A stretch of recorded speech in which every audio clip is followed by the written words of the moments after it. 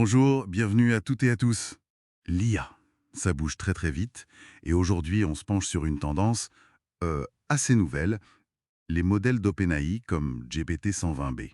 Oui, bonjour. Alors attention, hein, c'est pas de l'open source classique, mais on dit que leurs poids sont ouverts. Et ça pourrait bien changer pas mal de choses pour ceux qui créent des applis IA. Tout à fait. On va s'appuyer sur l'article Modèle open source OpenAI, guide complet, pour explorer ça. Qu'est-ce que ça veut dire? Poids ouvert, comment on les utilise, quels sont les vrais avantages par rapport aux autres solutions? L'objectif, c'est de décrypter un peu tout ça. Exactement. Donner les clés pour comprendre cette approche. Alors, commençons par le commencement. C'est quoi précisément un modèle à poids ouvert? En fait, c'est un modèle d'IA dont les paramètres internes, ce qu'on appelle les poids, qui sont le résultat de son entraînement sur d'énormes masses de données, eh bien ces poids sont rendus publics. D'accord. Du coup, les développeurs peuvent les récupérer et faire tourner le modèle chez eux, sur leur serveur ou leur machine. Ah, donc c'est pas comme un modèle propriétaire classique, où tout est fermé, Non. mais c'est pas non plus de l'open source complet, si je comprends bien. Non, c'est ça. L'open source, le vrai, ça inclurait le code source, les données d'entraînement, les méthodes. Là, ce sont juste les poids qui sont ouverts. Et souvent, c'est sous licence Apache 2.0.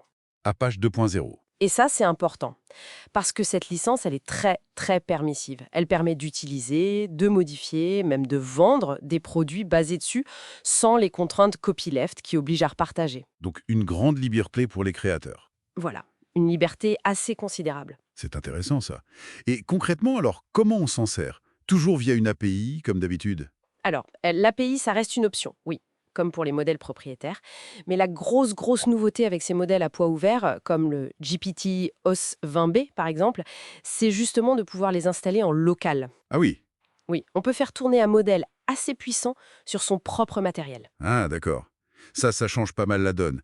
Quels sont les avantages directs de faire ça en local? Il y en a principalement deux.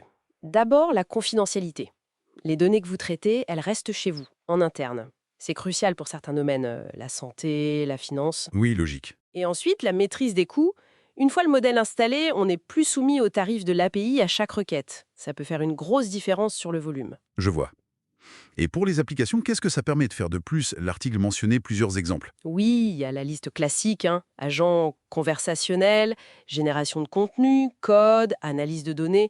Mais ce qui est intéressant avec l'accès au poids, c'est la personnalisation fine. C'est-à-dire? Imaginez un chatbot pour une entreprise. Avec les poids, on pourrait l'entraîner pour qu'il maîtrise parfaitement le jargon très spécifique de cette entreprise ou qu'il adopte un ton très particulier, ce qui est plus dur avec une API standard. D'accord. Pareil pour générer du code très spécialisé ou analyser des données très pointues. Le gain en temps et en pertinence peut être vraiment énorme. Ok, donc accès local, personnalisation poussée, ce sont des vrais plus. Mais il doit bien y avoir des inconvénients, non? Des contreparties. Ben oui, bien sûr. Si on reste sur l'API, les coûts peuvent grimper vite si on a beaucoup de volume, même si les modèles sont de plus en plus efficaces. Et l'installation locale? L'installation locale, ça demande quand même une certaine expertise technique. C'est pas forcément évident pour quelqu'un qui débute. Et puis, même avec les poids ouverts, on reste un peu dépendant d'OpenAI pour l'évolution de ces modèles. D'accord, il y a toujours une forme de dépendance. Oui. Et puis, il y a les coûts de l'infrastructure locale aussi, il faut pas l'oublier. Un petit mot sur les coûts via API, justement. L'article parlait de tokens. Oui, la facturation se fait souvent au token. Un token, c'est en gros un bout de mot. Et les prix, ça varie beaucoup.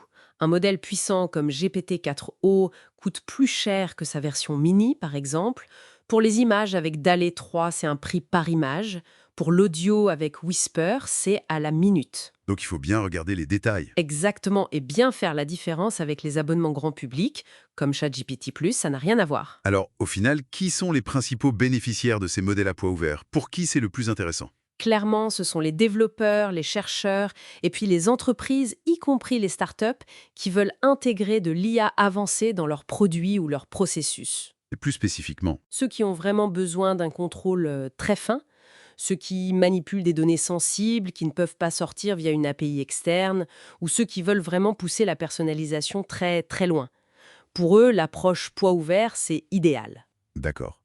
Et OpenAI n'est pas tout seul sur ce créneau, j'imagine. L'article citait des concurrents. Ah non, loin de là, le domaine est hyper dynamique.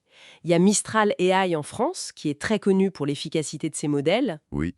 Il y a QN3 d'Alibaba qui propose une suite assez complète. Meta continue avec ses modèles Llama. Et puis il y a la plateforme Hugging Face, qui est devenue un peu le carrefour incontournable où on trouve des modèles de plein d'acteurs.